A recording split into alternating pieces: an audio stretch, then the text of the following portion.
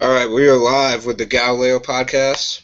My name's Jay. I'd like to welcome all you guys who are listening to our 13th edition of our lovely show here.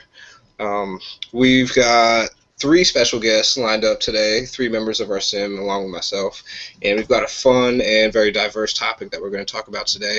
I'm here with Anne and Kate and Brian, and we're going to be talking about Star Trek Voyager. And obviously, it's one of the main Trek series that debuted in 1995. It's one of those series that has its fair share of critics, its fair share of fans, but it's definitely one of those series that will go down in history as being a defining moment for Star Trek.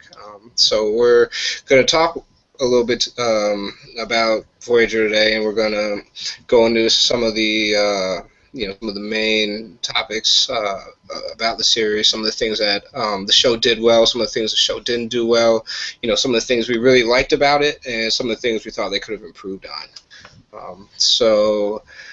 I guess first, let's start out real quick. Like I said, we're here with Anne, Blake, and Kate, and Brian, and you guys all play major characters on our sim. I know Anne and Kate, you guys have been on our game for a while, so I've gotten to know you a little bit and, kind of get your feelings and your opinions on Voyager. But Brian, you're kind of relatively new to the sim, you've only been around for a few weeks, so we really haven't talked about the topic too much. And, I mean, obviously you're a Trek fan, so you do have an opinion about it. So I'd like to just go down the line and have each of you guys just talk a little bit, maybe 5 minutes or so, talk about Voyager, what you first thought about the show, when it first piloted, and kind of what your opinions and thoughts were about it. And then, more importantly, kind of talk about how you felt the show progressed as a story, and how the characters developed, and how the plots developed. And ultimately, I guess, at the end, kind of what you guys felt, I guess most importantly, what you guys felt it embodied from the Star Trek theme. Because this show was actually kind of unique in that it was running concurrently with Deep Space Nine. So we had, the Next Generation, which ended in '94. But Next Generation and Deep Space Nine started to overlap at a period. Deep Space Nine was airing while the Next Generation was wrapping up. And so we had the same thing with Voyager, where Voyager started to air as Deep Space Nine was getting into some of its later seasons. So, from a fan's perspective, we were able to tune into the TV and watch multiple series at the same time. We were able to watch Deep Space Nine new episodes while we were watching Voyager new episodes. And I think that's kind of important because it was Voyager was one of those shows where it was a pretty stark contrast from kind of the rest of the Star Trek themes that we had seen before. We had like a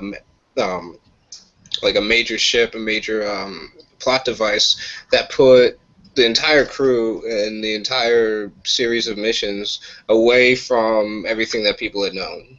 So this is a show that focuses on solely one ship and one Starfleet crew that's outside of the realm of the Federation, and they're often unexplored territory. And I think a lot of what they tried to explore was that whole concept and that idea of home, kind of what home meant to a lot of people, and kind of the struggles that they faced along the way while they were going through their journey.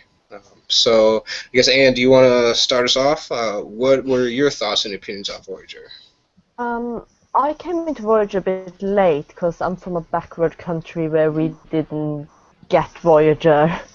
So I came into Voyager when I came to England, and I thought it was very different because my experience before had been the Next Generation, which of course is it's a little bit more realistic, a little bit more typical early 90s kind of feel of it.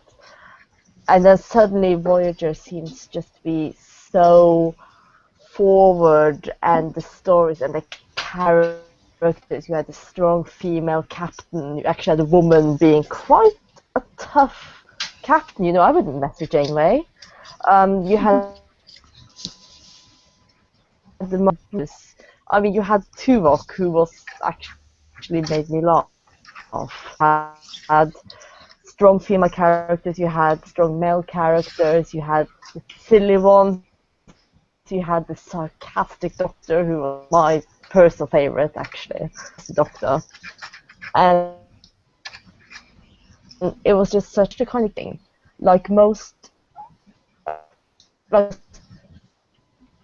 series do have some episodes you just going without the clock end. It was ready to end, but it hadn't gotten so bad. It was just it to be taken over air. So yeah, I do love Voyager. That's it. Yeah, no, that's a that's a great point. It was actually the first show that had a female lead in the entire series. So that was actually pretty groundbreaking. Especially when you think back to 1995. I think we're kind of all around the same age, kind of in our late 20s, maybe early 30s. And 1995 doesn't really seem like too long ago, and you would think it's kind of a progressive time, but it was also one of those things where I don't know if you guys remember, but the first woman-on-woman kiss on nationally syndicated TV happened in Deep Space Nine around that same period, and that created like a huge uproar. So while it was obviously progressive because of its Star Trek theme, it was also still kind of breaking new barriers and breaking into new ground. So it was really important to have that female lead, I think. And I think they did a great job casting for Kate Mulgrew. I think she was fantastic. She definitely showed off that strength and kind of that determination that every Starfleet captain should have. And it was really fun to see her character kind of develop. And she actually got to a point in the show where she became, almost too stubborn and too strong, and to the point where it's kind of putting her crew in jeopardy. If you guys remember, it was the Year from Hell 2 episodes, the dual episodes that they did. So I think, and that's a great point. It was definitely introducing something new into the series, and for a lot of people, they don't always like new things. They want things that they're familiar with, and so I think. There was a little bit of a challenge at first to kind of get it off the ground, but ultimately I think it went pretty well. I noticed you mentioned Kate Mulgrew there. It makes you wonder what it would be like in the parallel universe where Genevieve Bujold didn't walk off set the first day. Yeah. Not as good. Yeah, it was. We could definitely do that alternate universe. I will definitely cast myself as Tuvok. I'll wear the makeup. I'll play the part. So Kate, I think you're our most outspoken and adamant Voyager fan. I don't mean that in a bad way. Yeah. Well, kind of, but I don't know. I just feel like when I'm around you, like if I say a bad word about Voyager, then passionate. Yeah, I like that word. She's very passionate, very devoted. Okay, give us some insight. Tell us a little bit about you and why you love Voyager so much. Like, what was it about the series that really drew you into it, and kind of what is it about the series that made it your favorite out of all the different Trek series? I think for me it was I studied literature, and even as a literature student, for me it wasn't about the story or the construct. It was the characters that would always suck me in, and I think with Voyager I felt very much that the characters were rounded and felt more real and very different from each other, and it felt like there'd been a lot of care and craft put into each individual character. And I found it interesting reading afterwards, or maybe it might have been an interview actually, where they said that Voyager was originally thought of to have Tom Paris as their lead. They wanted to follow a lower ranking character and see it through his eyes. And I found that really interesting, and it turned out they didn't do it that way because of just how strong, we were just talking about her actually, just how strong Janeway turned out to be as an amazing actress with a lot of charisma. But I think that way of viewing it made sure that they put so much more love and care and attention into their characters, and not just about each story each week. It was about how those characters dealt with those situations and how it changed them and affected them. It wasn't just about here's the story and here's the middle and here's the conclusion, let's move on to next week. It was much more of a grower. You know, you almost saw it through their eyes, that you were changing with them and they changed with the story. And I think that's why they had to remove them from the quadrant that we knew, and that's why it works so much better with them being separated, because it allowed them that space, and they didn't then have the confines of the prime directives and everything, and that seemed to halt the next generation at some points. I think Anne phrased it that it was quite moralistic, the next generation. I think that was quite a good way of putting it. You know, by leaving them behind, it forced Voyager into a situation where they had to be fighting quite a lot and making difficult decisions, and they didn't have anyone around to answer to. Really, who's going to check up on Janeway? You know, who's going to pick her up on not following Starfleet rules? Really, she was her own governor, and it was about whether she would stick to her guns or whether, you know, she would be corrupted. And I think it was it the Equinox where you meet the other crew, which was just that flash insight into what Voyager and Janeway could have become. And I thought that was such a good episode for that reason. And you saw, actually, although she is a bit tough and although she is a little bit cowboy, she's actually not that bad. She's still got her compass, and obviously Chakotay had little Jiminy Cricket on her shoulder. Not to say that he's not my favourite character, but he's not. I think everyone probably knows that Tom Paris is not just my favourite character from Voyager, but probably every Czech series. So there you go. I love Voyager because it had Tom Paris in. Simple answer. Fair enough.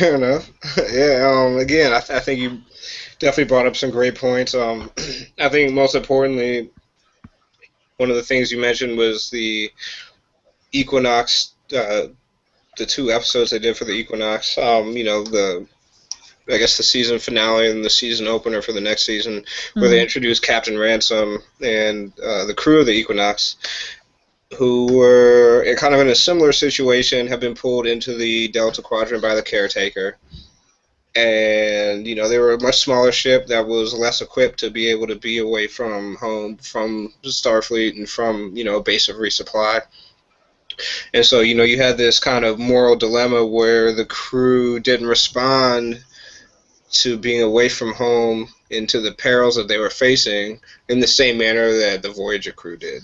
You know, so you had a complete change of ideals, even though both of them are, you know, even though both Janeway and Ransom are Starfleet captains, you know, you had one who devoted herself to doing the right thing, upholding the Starfleet ideals, and looking after her crew, regardless of what was going on around her, versus Captain Ransom, who had seen pretty much 2/3 of his crew get killed within, the first month or something like that, if I remember properly. And so he abandoned the Starfleet principles and focused solely on getting himself and the rest of his crew home. Which is, I think, is probably one of those moral dilemmas, probably one of the greatest moral dilemmas I think we're going to ever see in Star Trek. I can't really compare that situation to anything else I've seen in any of the films or any of the books I've read or any of the shows.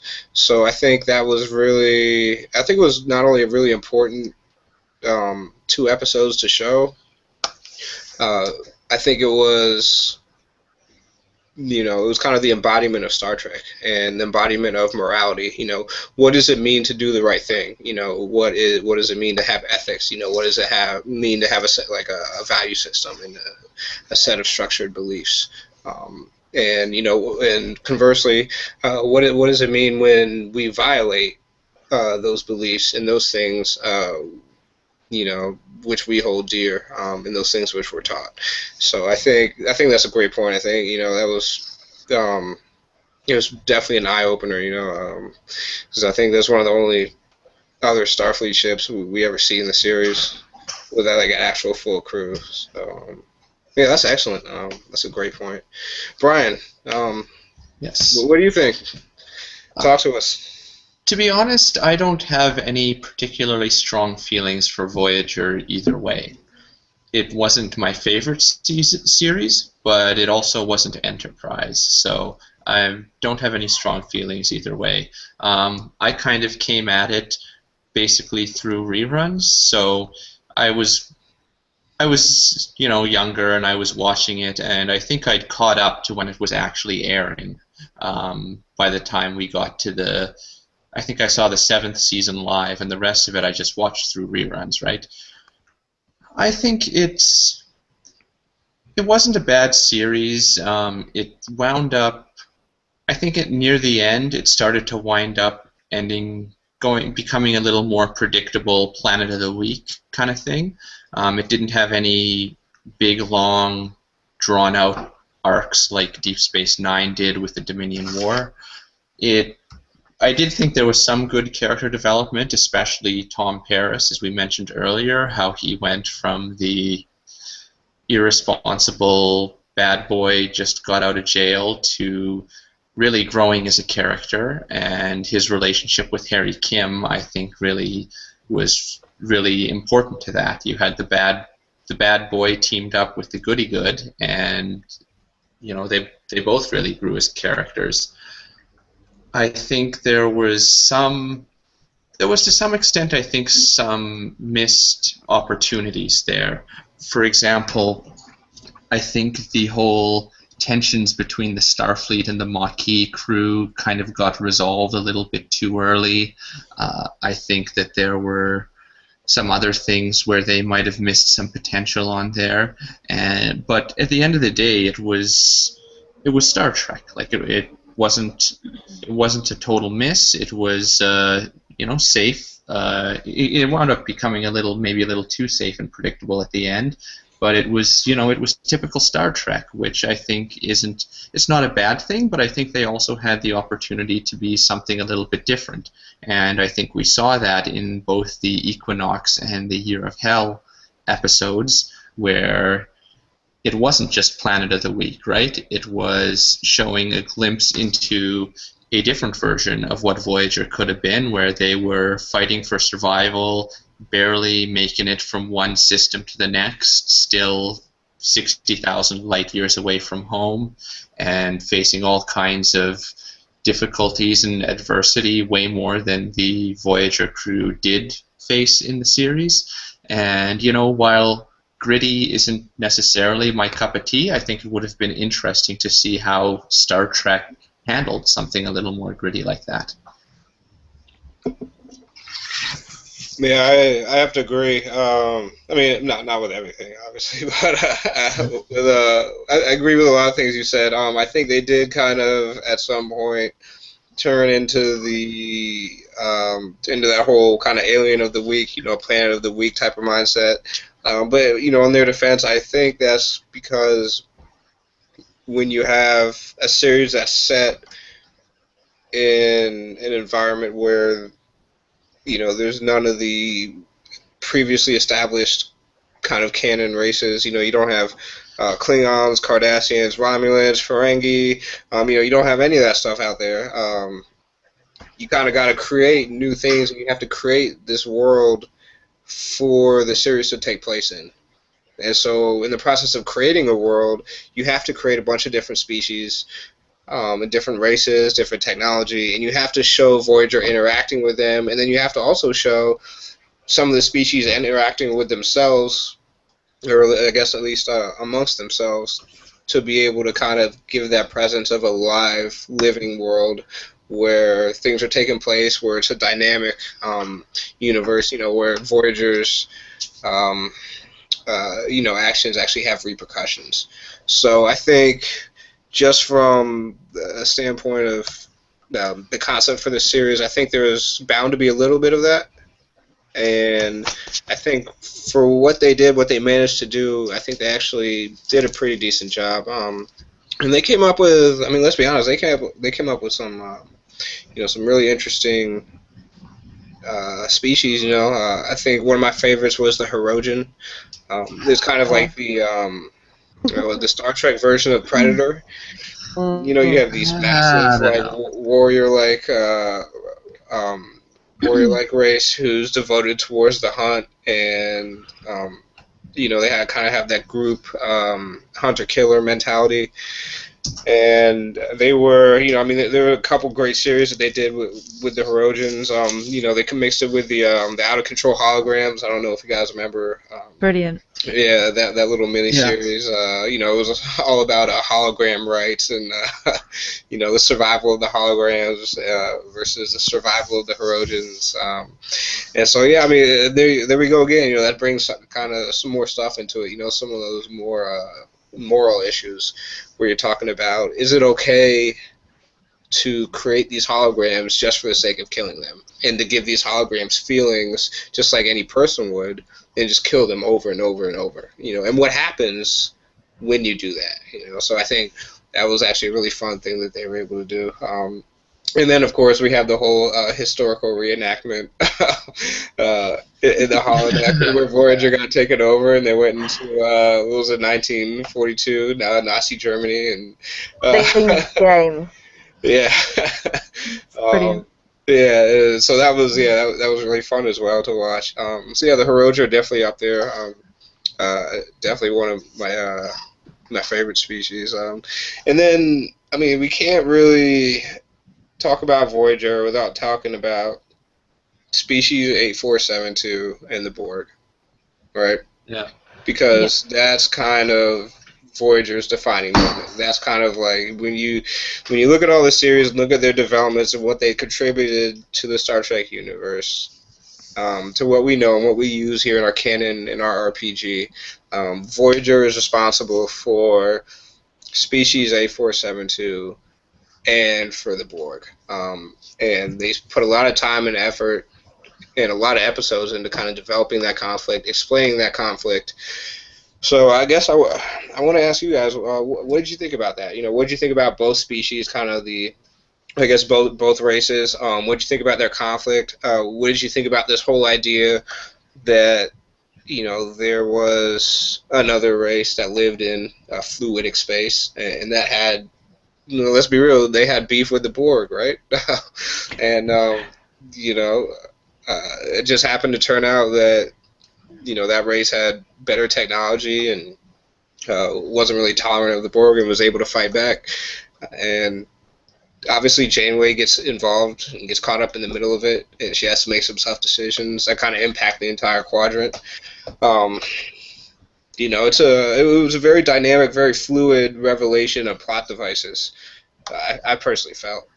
So I'd like to hear what you guys thought about all that stuff. Kind of, did you think it was a good play on things? Did you think they kind of overdid it a little bit? Did you think, did you think the race was, the races were creative? Do you think they wrote the Borg well? Do you think they wrote the new species well?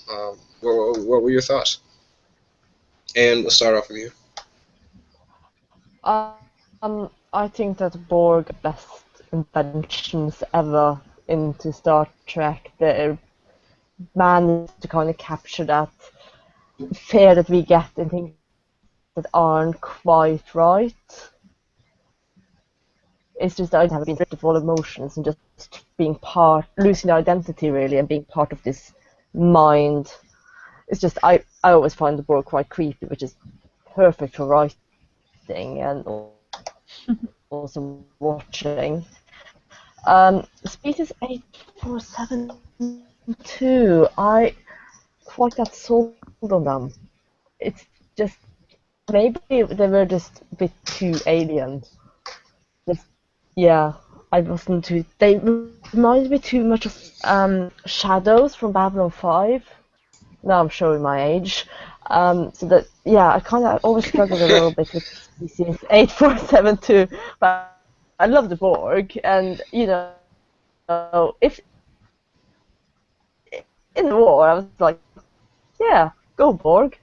I'll call cube, like the mini Death Star. Yeah. Do you think? I think that's a great point. You said you really couldn't kind of, I guess, relate to him as much. You think that has something to do with the fact that they didn't speak, No. that they didn't communicate really in the same language as the Borg did? You know, I mean, at least you can have a conversation. Well, yeah, exactly. You know, at least not as far as we understood. Yeah. They might have been calling us all sorts, but we didn't understand, and the universe translator didn't get it, so yeah, I couldn't relate. I think part of me wants to say that was the whole point, you know, is that we can't relate to those creatures because they're completely different. They're from you know, I guess a different dimension of space, something called fluidic space, you know, and so it's impossible for us to really be able to understand them. And so I think part of that was a little bit intentional. It kind of added to that mystery and that intrigue about the species, but I think it also maybe worked against kind of creating like that solid villain, you know, because when you can't really understand the motivation behind a villain, when you can't really hear the villain communicate or like see its kind of sinisterness or you know, it just separates you. You know, you're not able to connect and relate. Just like you said, you're not able to really kind of get on the same page. And so you always have these questions in the back of your head. At least for me, I remember watching, and I just wanted to know more about this race. You know, I wanted to know more about 8472. You know, I'd see these episodes where they're destroying planets.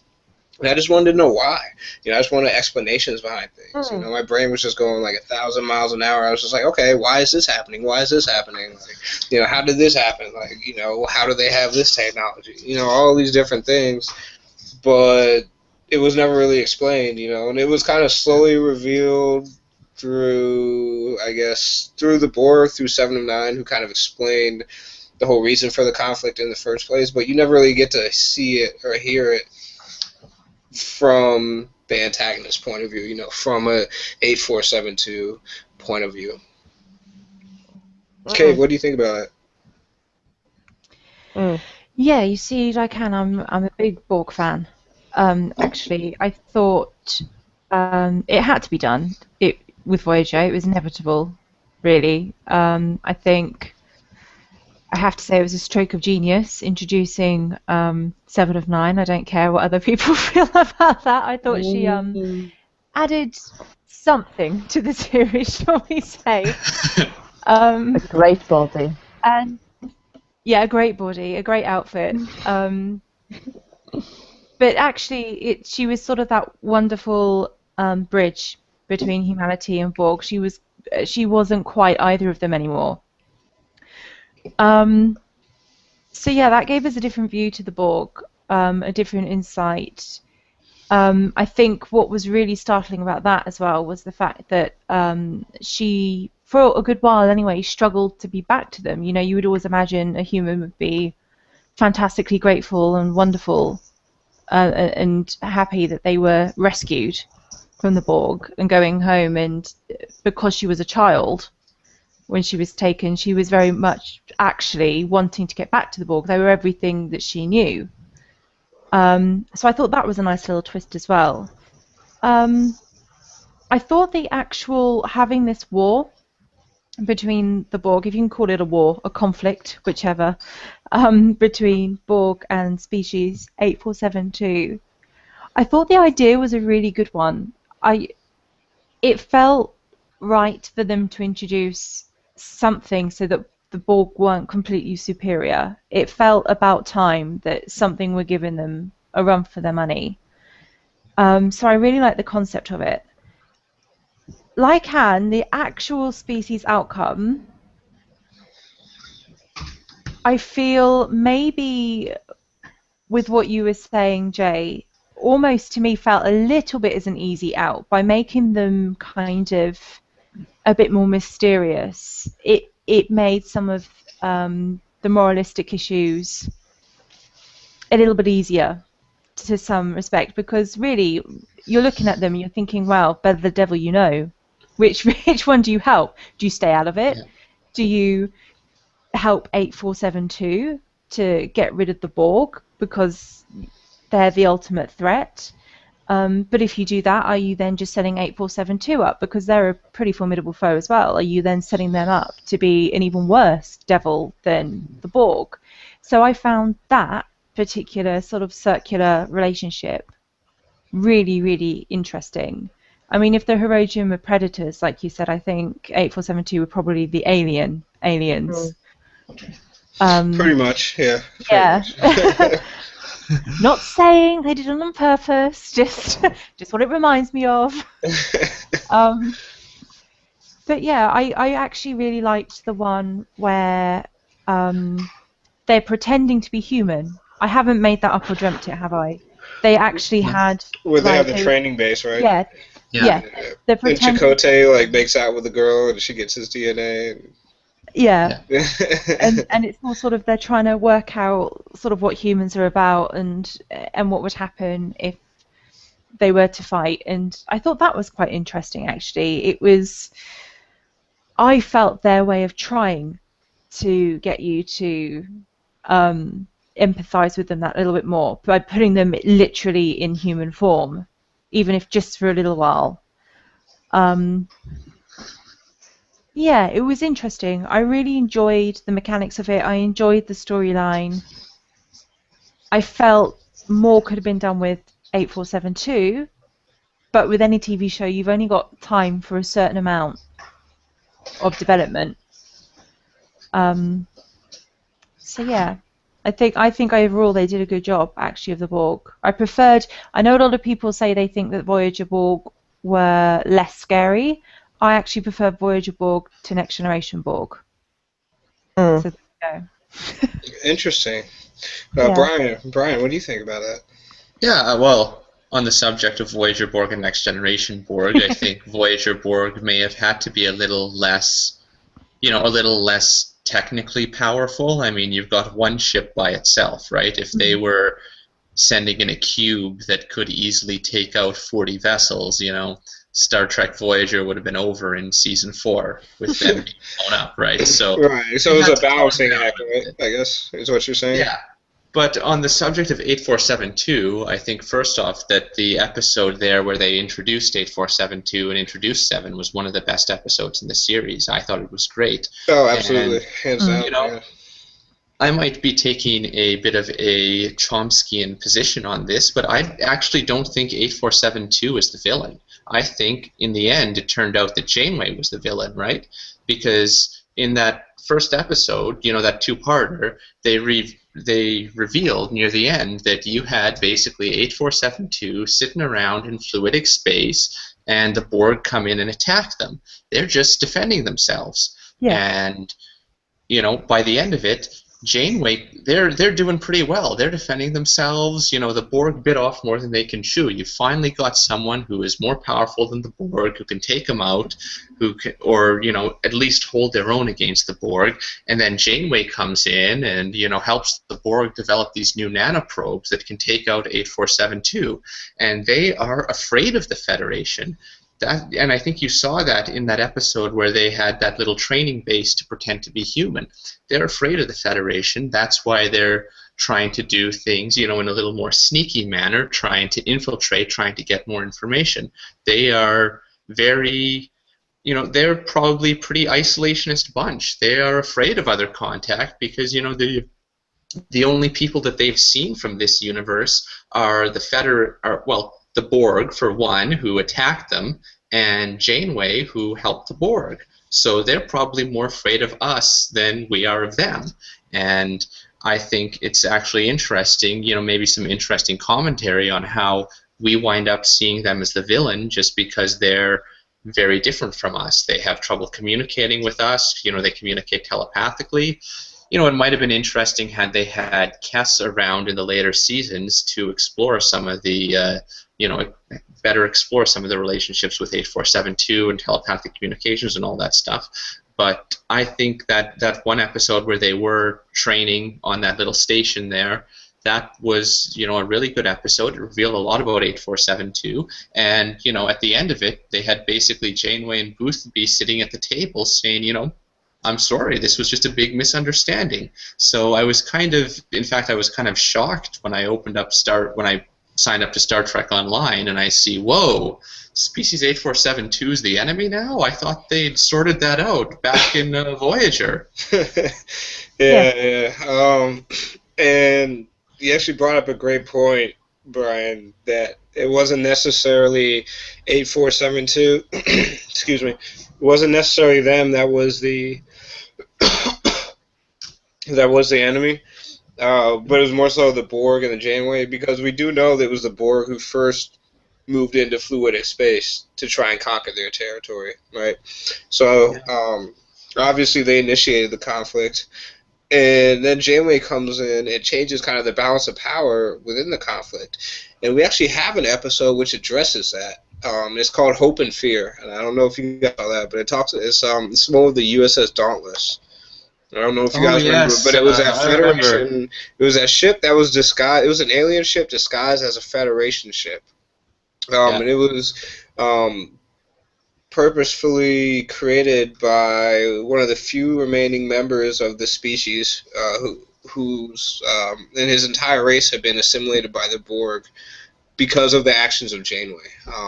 And so he manages to, like, his master plan is to get the crew of Voyager all on the ship. And fly them into Borg space so they can be assimilated and know, like, the pain and the torture of being a drone. But obviously his plan is, like, ultimately thwarted. But he has this moment where he says, Janeway looks at him, he's like, why are you doing this? He says, because you shouldn't have gotten involved in this war. He goes, my planet had fought off the Borg for thousands of years. We had been able to, hide from them, reestablish colonies, and stay under their radar. And he says that species 8472 was a great hope to get rid of the Borg, so that they would never have to do that ever again. And she completely ruined that when she allied with the Borg and gave them the technology to change that balance of power. And so it was kind of one of those ways. I think it was actually a very clever way for Janeway to kind of, in character, see that her actions had serious repercussions, not only to herself, but to a bunch of other species and planets in the quadrant. And that goes back to that whole morality thing, It's like, you might have tried to do the best thing for your crew, which was just to get them through the Delta Quadrant and pass through Borg space to get them home. But in the process, you initiated an action which resulted in a chain of events where entire worlds and civilizations became assimilated, and that's something she had to live with. That was on her conscience, Yeah, I think they could have maybe because that was basically Janeway's one big.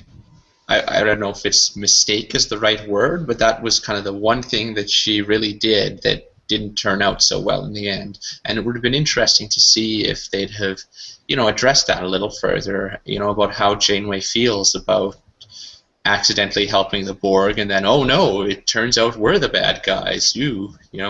Kind of messed up on that one a little bit. Yeah. Well, I mean, it was definitely interesting. I thought it was a pretty fun subplot. Subplot / plot device. But I think, more importantly, I felt that the Borg themselves were, especially when you had 7 of 9, they were helping Voyager, giving Voyager new technology. I felt the Borg kind of had a different feel to them. They weren't necessarily the same Borg that we saw in First Contact, which was, in my opinion, the best portrayal of the Borg that you'll ever see in Star Trek, which is what we saw in First Contact. That's no hold bars, just pure, sci-fi horror. When Enterprise is getting taken over by the Borg, you have that feeling of tension. You can't just run up to them and try and knock them down because they'll just blast you out of the way. People getting assimilated left and right on the, this is like the newest Enterprise where this stuff is happening, right?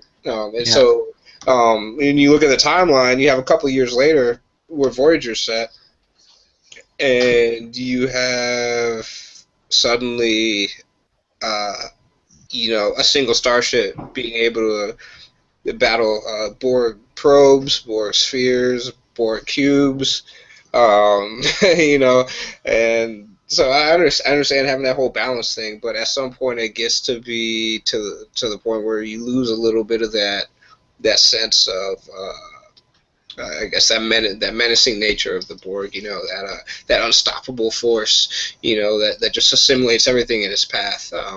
But like you said, I think it had to be something that was done in order to be able to progress the storyline. Otherwise, like you said, you know, it would have been over in season 4 or season 5, however long it took for them to catch up.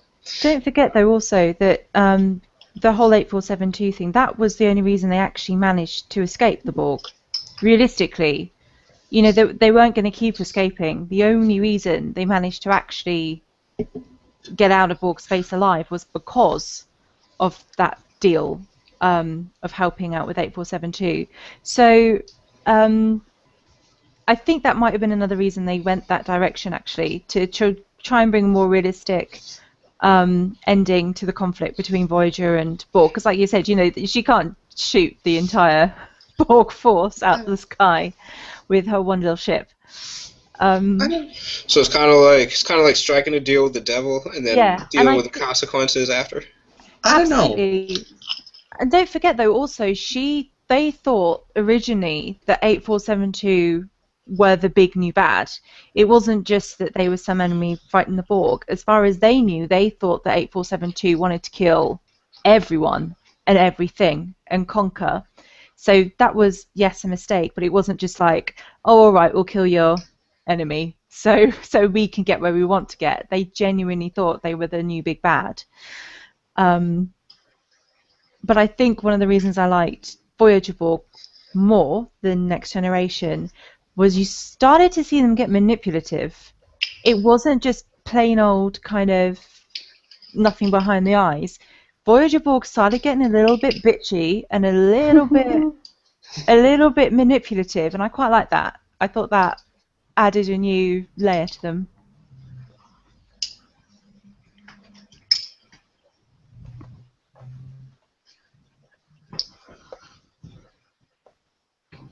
Yeah. Though, I mean, at the end of it, I don't think it was so much the deal with the Borg that, or the deal with the Borg and dealing with 8472 that got Voyager past Borg space. It was, you know, Kess kind of just shot them all the way past Borg space to safety, right, at the end, in a little bit of a Deus Ex Machina thing. Yeah, definitely. I mean, that obviously helped. I suspect with how manipulative the Borg was sort of getting at that point, we all suspected the Borg would kind of say, no, you were not helping, you know, anyway. So I think, yeah, Kess was pretty essential at that point. She went out with a bang, shall we say. Poor old Kess. Yeah. Upgraded. Yeah, you know, I mean, I think when you look at, I don't know, when you look at Star Trek, you know, they have to have the, you know, a character there for, you know, the fan service, right? And I think, you know, not that Jennifer Lien wasn't attractive, but I think having the attractive female character be like a 3-year-old girl kind of goes against that, kind of causes some problems with that. But I think it would have been interesting to see if Kess was able to develop her abilities further, you know, stay on Voyager. You know, what's the rumor that they were originally planning to get rid of Harry Kim, but in the meantime between the season finale and the season opener, the actor who played Harry Kim won the 50 Sexiest People Award. So they rewrote it, and since they didn't want to pay an extra actor, they decided to just get rid of Kess instead. So it would have been interesting to see the parallel universe where Garrett Wang wasn't one of the 50 Sexiest People. They couldn't have got rid of Harry. If they'd have got rid of Harry, Tom would have just freaked out and either hijacked the ship or killed them all. One of the two. You know, it would have been interesting, too, because wasn't Tom going after Kess a little bit, too? So Kess might have kind of replaced Harry in that sense. Yeah, possibly. I mean, there was definitely at the beginning suggestions that Tom, but let's face it, Tom pretty much flirted with anything on 2 legs, didn't he? That's not just me. I think it was the more Delaney sisters. Yeah. You know, he you know, that one episode, Threshold, how that ended there. Yeah, I mean, I think Janeway was only safe in her pre-warp 10 form because she was a friend of his father's. Let's face it, that's obviously the step too far for Tom. But, you know, no one was safe, I don't think. I think Neelix had more of an issue with Tom being around Kez. Yeah, didn't they get into a little fight there and throw spaghetti at each other or something? Yeah, which is just hilarious. So actually, yeah, don't try Neelix. Aw. Yeah. Good try. Yeah. But I mean, yeah, that's one of the interesting questions. You know, what would have happened if they had kept Cass around and explored those abilities that she was starting to unlock? I mean, you know, at some point she might have become like a little bit too much of a superhero character, but it might have for a little while, like. So I think near the end, you know, it started to be basically Janeway, the Doctor, and Seven were the big.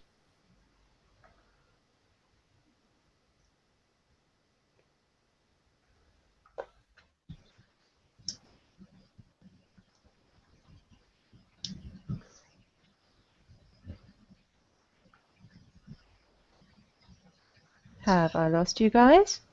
I'm still here. I'm still here. Sorry. Oh, got you all then. No, I think it's interesting what you say about Kez. I mean, there was room to. I have to be perfectly honest. She was probably my least favorite character on Voyager. I see what they were trying to do by having, you know, you had the Uber Vulcans who can live a long time and the Elurians who can live a long time, and I think the idea was to have a race. Well, actually, what if we did the opposite and had a very young race where they have to learn everything so quickly and experience things in such a short amount of time that they kind of live joyously and live for the moment. Yeah. I see the idea of it. I just think in actual practice it maybe wasn't quite as good as it might have been on paper when they were planning her, possibly. I don't know, maybe I will upset all the Kes fans now. Yeah, I mean, I don't know. I think she was a character that had some potential, and you know, maybe it. You don't know how it might have gone. You know, maybe it wouldn't. Maybe it would have turned into some ridiculous superhero thing. But I think if we'd have had another season with Cass to explore her, developing her powers and this sort of thing that had been kind of stunted by being on Ocampa, it would have been a very interesting way to go with Star Trek. So it's a little sad that they kind of got rid of Cass before they fully explored her, but you know, that's show business. They wanted to boost the ratings a little bit and bring on Jerry Ryan, so that's how it goes. And again, I have to be honest. You know, I think 7 of 9. All joking aside about how fantastic she looked, the actual character was a bit of a stroke of genius. You know, she had that kind of data machine about her, but she still had some spark and emotion as well. She still had humanity in her, and I understand that maybe she and Kate didn't get on so well in real life, but whatever happened there, whatever the reality, they had really good chemistry on screen. You could really feel kind of the sparks, the tension between Seven and Janeway. I thought that was one of the most interesting on-screen relationships in all of Trek, actually. The interaction and relationship between Seven and Janeway and how that developed. And so you think it was better than Riker and Worf? Yeah, without a doubt. Because they hated each other, let's be real. Well, Riker and Worf were interesting. Sorry, just to sidetrack for a second, because they started off as these reluctant kind of friends, and they liked each other because they were both really tough. And then all of a sudden, it was such a teenage relationship. A girl got in between them, and then all of a sudden they hated each other. It's like kind of like the bromance that goes wrong, right? Yeah, absolutely, and all because of the girl. They had the same thing with Bashir, too, on Deep Space Nine. Once, the old Dax left and the new Dax came aboard, he was kind of, Yeah, that got real awkward. Worf just bitched Bashir, though. Let's be real about that. Worf was like, you don't talk to her, you don't speak to her, and Bashir's just like, okay. He just put his head down. And then he's like complaining to Miles about it and everything. It was just, it was funny. Yeah.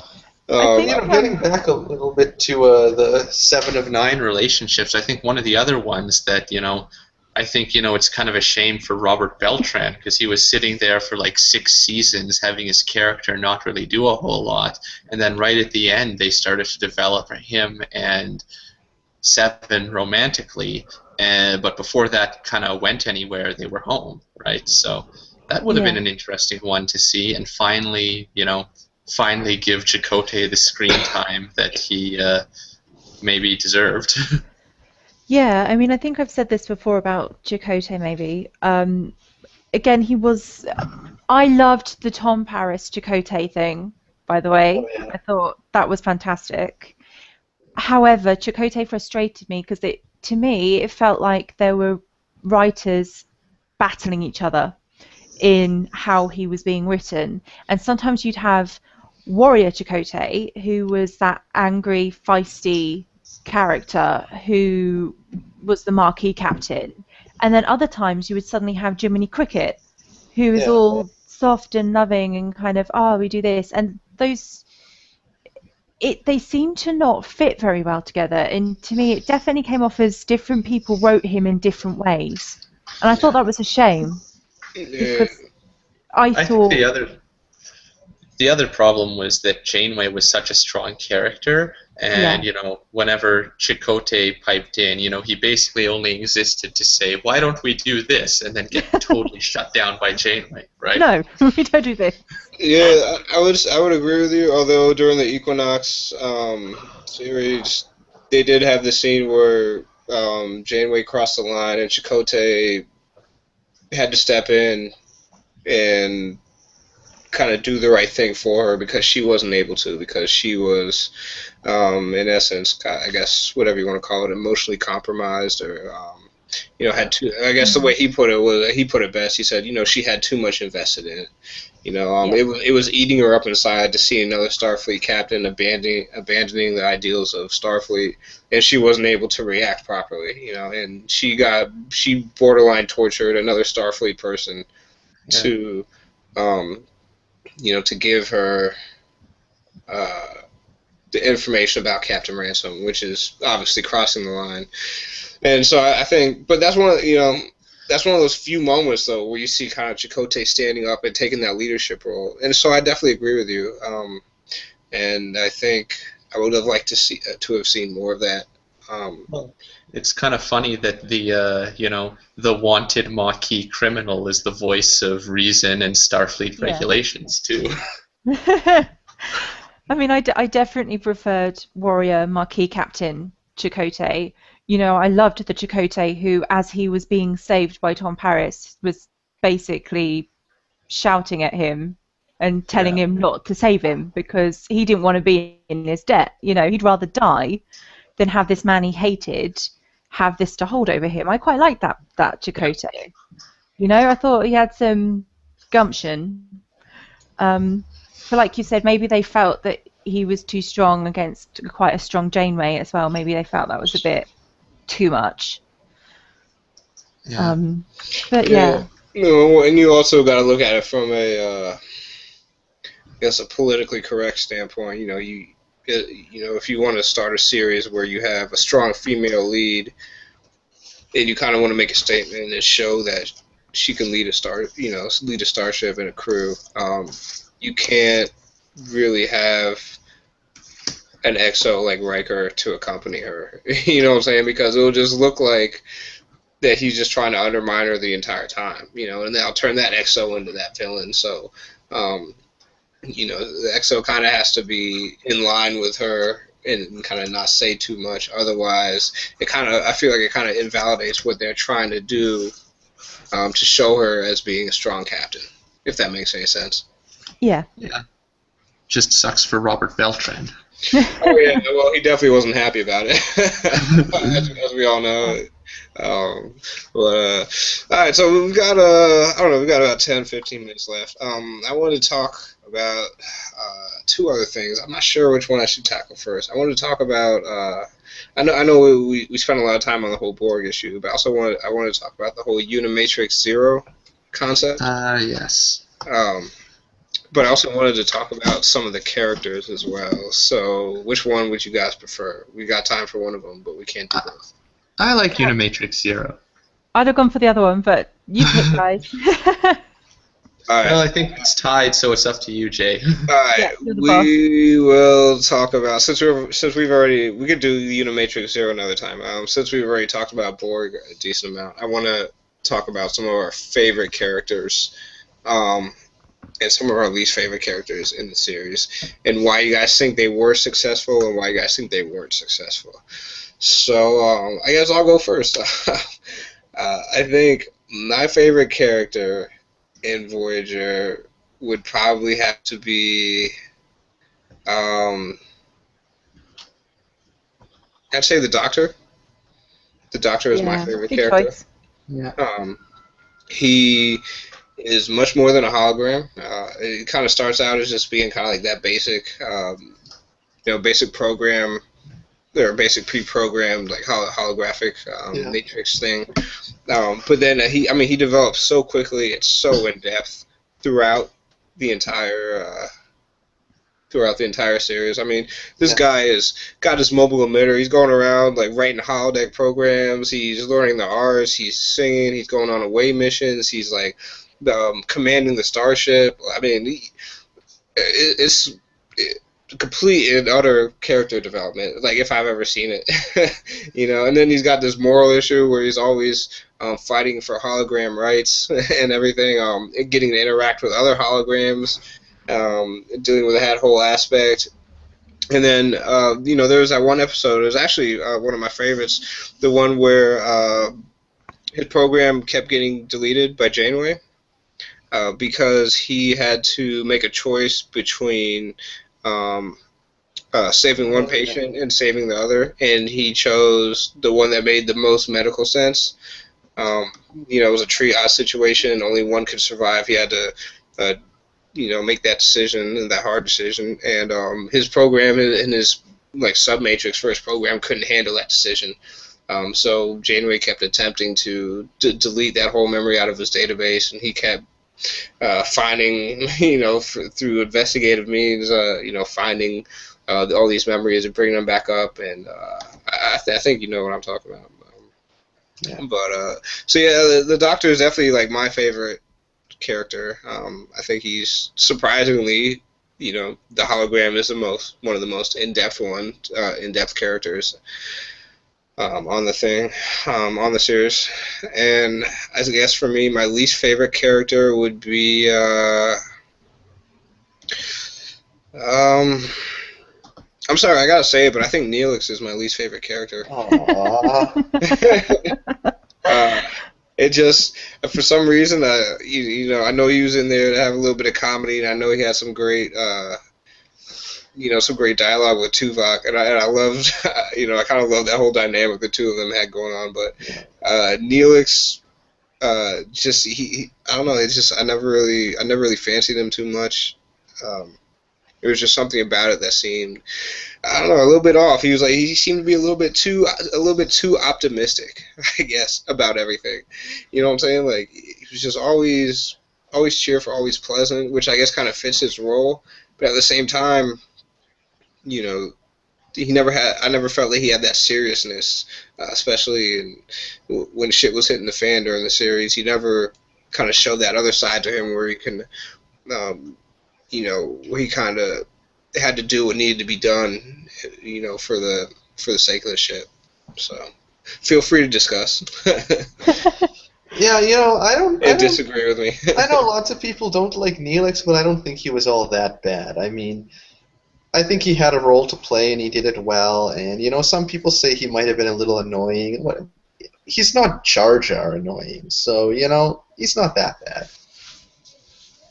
Well, I mean, that's like... I don't know a single person in my life who's as annoying as Jar Jar, so that's setting the bar pretty low, my friend. But yeah, I mean, it's just my preference, my personal perspective. Brian, who's your least favorite character? I think, you know what, my least favorite has to be Chakotay. And, it's nothing against the actor who portrayed him or anything like that. It's just you had this character that they never really did anything with, right? And for so long, he was just kind of there. And he was never really fully developed, I don't think. He didn't really change a lot throughout the whole thing. He was just kind of there.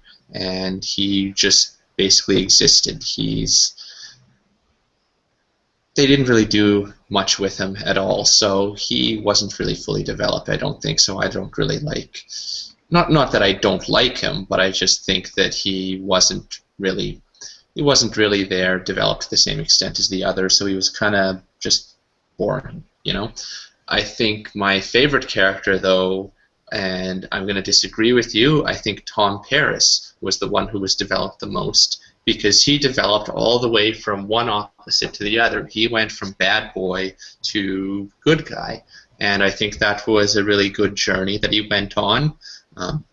You saw it come up, especially in that one episode where they had the giant ball of water, where he disobeyed orders and all this stuff. And he really evolved and grew throughout the series. I think he was a really great character. I think it makes sense. I think someone said earlier that they were originally going to focus on him, and I think he would have been a good focus. His relationship with Harry Kim was great. They both characters really grew from that relationship. Harry Kim kind of stepped out of his shell as like the goody-good, with Tom Paris being like, "Hey, come on, Harry, let's go on a date with the Delaney sisters," stuff like that. And I think Harry was also a really good influence on Tom Paris. I think there was one scene where, Tom and Harry were sitting together, and Harry was saying that he kind of looks up to Tom Paris because he's cool and all this stuff, and Tom Paris says, "No, actually, you know what, Harry, you're the guy I look up to because you're so good." And I think that was really good. They had a really nice bromance going on there, and he really developed as a character. His romantic interests were developed. I mean, he was my favorite character, and I saw Robert Duncan McNeill, the actor who played him, at a Star Trek convention a little while back, and he made a really interesting point, because if you'll remember, he played Nick Locarno or whatever in The Next Generation. Yeah, absolutely. Who was, Wesley Shuttle friend, right? Yeah, well, and he said something very interesting. He said that those characters both were similar in some ways, in that, they both had kind of a shady past. I think they might have originally intended for Tom Paris to be that Nick Locarno guy, and, they both got in trouble and whatnot, but at the end of the day, they were actually complete opposites, because Nick Locarno on surface appeared to be a good guy, a goody-good, Red Squad or whatever, like, high-ranking, like, doing really good at the academy and this sort of thing, but actually turned out to be not that nice of a person underneath. While Tom Paris started out as the bad guy, being plucked out of jail to go on this mission, and as you found out about him, you found out that he's actually a good person underneath. So I think that was something very interesting. But yeah, Tom Paris is definitely my favorite character on Voyager. Interesting. And you said all that without even mentioning Captain Proton. Oh yes, Captain Proton. Oh, that was great. Yeah, that was those episodes are my favorite, especially the one where they meet like the extra dimensional aliens who like exist only in the holodeck, and they think the entire thing is real. Yeah, Janeway comes in as Queen Arachnia or whatever. Yeah, it was I don't know, it was so cheesy. It was so good. All right, Kate, you're up. Favorite character, least favorite character? Okay, I already, I think, made both of them clear, I hate to say. I think Kez was my least... Is it Kez or Kez? Kez was my least favourite character. I felt a bit like you said with Neelix. I felt she was a bit too pure, a bit too nice, a bit too... Oh, isn't it a wonderful thing? You know, I understand that was the point of her. She was supposed to see things with innocent, joyful, childish eyes, but that kind of irritated me. Kind of like a little Mary Sue-ish, a little bit. Yeah, I think so. Kind of like Wesley. Yeah, it was Wesley in a kind of cuter package, I think. So yeah, I think she was my least favourite. Obviously, my most favourite, again, I hate to say it, was Tom Paris. I think if you think of it off the back of The Next Generation, where it was made out that, you know, only the best of the best of the best become officers, and, you know, all these people were sort of depicted as always doing the right thing and being noble, and in every single sacrifice they made from stories week to week to do the better thing. You then had Voyager, where in the first episode they're going to pick up a criminal to fly their ship just because he's a damn good pilot. Pretty much is what they're saying right there. And because obviously he had flown with Chakotay and their ship, he'd been part of the Marquis crew for a little while. And so instantly you have someone who's completely different from anybody you've ever met before in terms of an officer and a character. You have someone with a bit more spark and a bit more, probably more relatable for us, because obviously the idea is humanity's moved on by then to be better and less selfish and wonderful. And he's the son of an admiral. Yeah, I mean, that's the best bit of, I think, about that whole backstory, is he's the son of an admiral. Janeway knows his father really well. And I think that's one of the reasons why he likes Harry so much, actually. I think he sees Harry as the young, wonderful officer that he kind of wished he could have been to please his father. I don't know if either of you guys have read the book where it goes into their pasts, but it's quite interesting in there. It goes into their relationship a lot more, and he wanted to please his father. He really tried to please him. And he made one stupid mistake at the academy, which changed his life, and it was that shuttle crash. And it wasn't the fact that he crashed; it was the fact that he lied. And Right. Yeah. And that's what got him into all that trouble. That's what got him chucked out. That's what then had him working with Chakotay on the Marquis ship, and then Chakotay hates him because he thinks that he sold them out, because Tom Paris disappeared just as they were being chased down by the Federation ship. Right. He thinks Tom Paris sold them out. Yeah, that's actually a really interesting dynamic, because, see, the difference between Chakotay and Paris, and the reason Chakotay doesn't like Paris was because Chakotay was in the Maquis for the principle and for the reason. Because he didn't agree with the Federation, and he wanted to fight back. He didn't agree with Federation ideals. He didn't agree with the Federation stance and what they were doing, you know, up along the Cardassian border and in the Badlands and all that stuff. So Chakotay was like a principle man, you know. He operated solely on principle, whereas Paris was just in it to get the hell away from Starfleet, right? Yeah, and to get paid. Yeah, to get some credits along the way, exactly. Yeah, he was bumming around in bars at that point. But what that means, though, is it turns out that, you know, Paris never sold his soul out, you know? He never gave up his faith in the Federation or in the Federation ideals. He was just more misguided.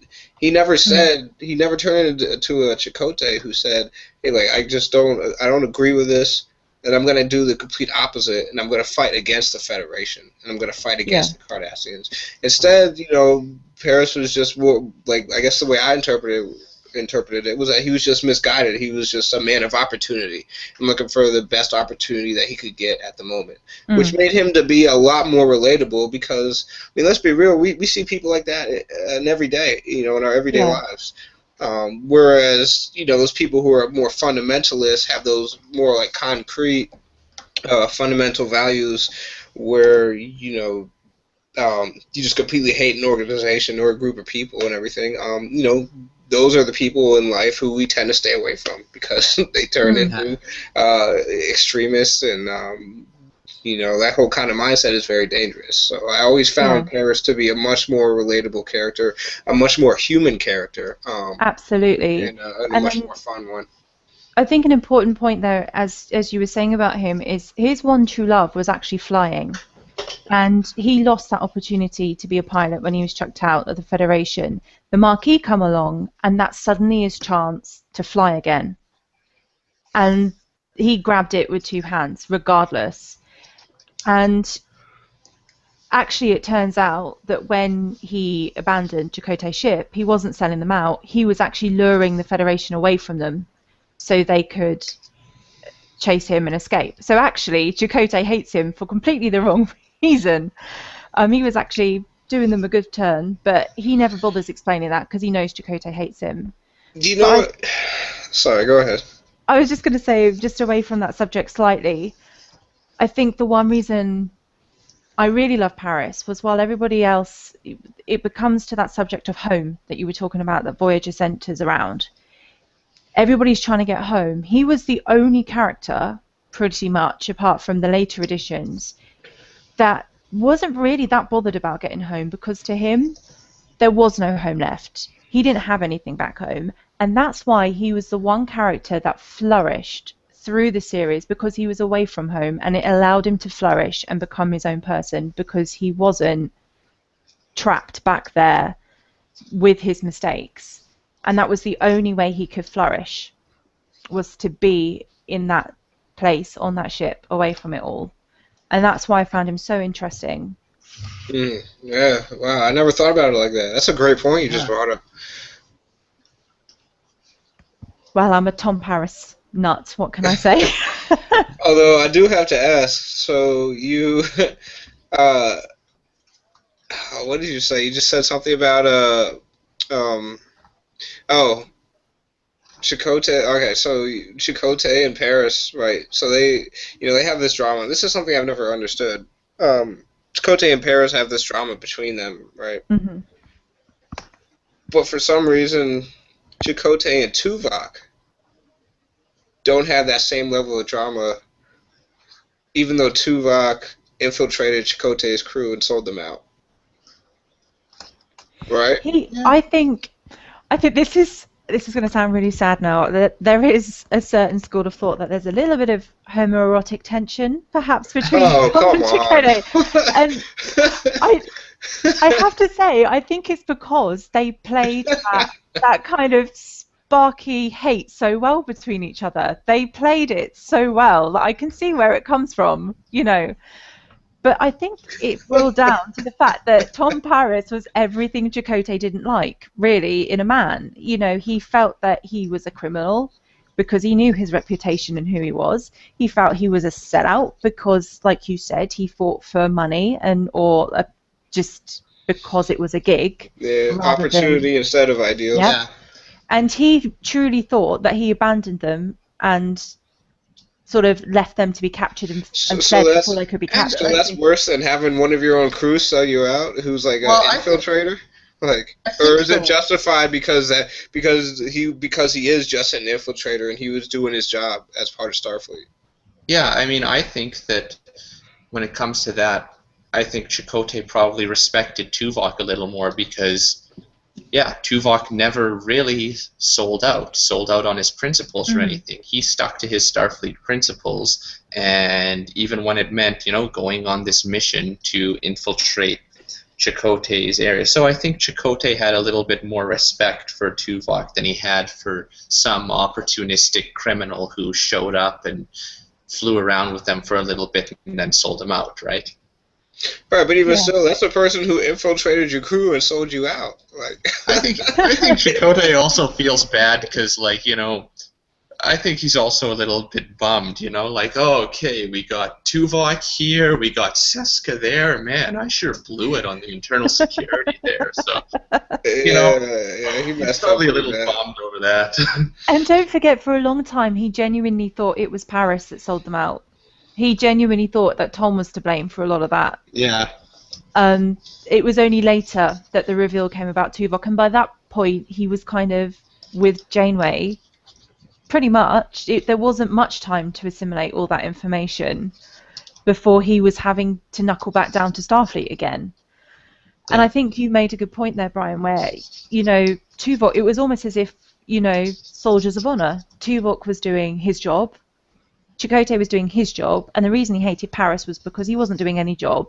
He was just a smart-ass, flyboy flirt who lived life to the full and didn't take anything seriously. And I think that's everything he hated in an officer wannabe. But of course, you find out later in the series there's a lot more to him, that it's all a mask. It's all a mask to the world to kind of deflect from what's really going on underneath. Oh, he's so complex. It's like kind of reminds me a little bit of myself, It's like the guy was like 30. That was like about 30 years. There. Where do you live? Give me your address. Oh, I'm in DC, baby. You can come visit me anytime. But no, he was I'm guessing like late 20s, maybe like early 30s at best when he got on Voyager, right? Like in character, Yeah. And so, he's had he's had this life so far a little bit. He just lives for the opportunity, right? And then, he finally gets to a place where he can kind of feel comfortable, in an extreme environment where, tomorrow's never promised, and that's a concept I think that most people can't relate to, because most people have at least some degree of security blanket over them. I don't think any of us can honestly imagine what it would be like to be on a spaceship where it will literally take you, what was it, 60-something years to get home when they first started out. I mean, obviously that time got decreased a little bit as they got some help and got some new technology and stuff, but I mean, you're pretty much looking at, the whole idea of never seeing home again in your lifetime, especially when you go in at that age. So, it's just, I don't know. I think just the way that he was kind of able to kind of do the best thing that he could in the situation around him, get married, have a kid, actually be a productive and great member of Voyager, I think is I think it's fantastic. Like he's probably my second favorite character on the ship. Yeah, I don't know. He's cool. He's a cool guy. I feel bad for Kim. I'll say that much though. I mean, you got a guy who's been on a show for 6 years, 7 years, never got promoted once. Yeah. Well, they even made fun of it, like actually on the show in character when like Paris got promoted to like full lieutenant. Yeah, even and then Harry's like speaking up from the ops council. He's like, I didn't see a little box under my chair. We're like seeing stakes of Voyager, by the way. I'm sure once they got home, there were promotions all around. Oh God, what's his name? Garrett Wang. You should see some of his out of character, like his internet rants about all that. It's hilarious. Dude. He was definitely not happy at all about any of that shit. Are they better than the Robert Beltran gripes? They're on par. They're about on par. Robert Beltran, I've seen some of the YouTube ones where he's just sitting in the chair, people are interviewing him, he's just cursing left and right. Yeah.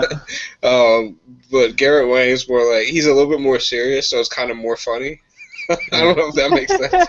Yeah, no, that makes sense. He's more seriously angry that his character didn't get promoted. Whereas Robert Beltran just has whatever, fuck it, attitude, Yeah. Oh man, that's great. Alright guys, we are at hour 20 minutes.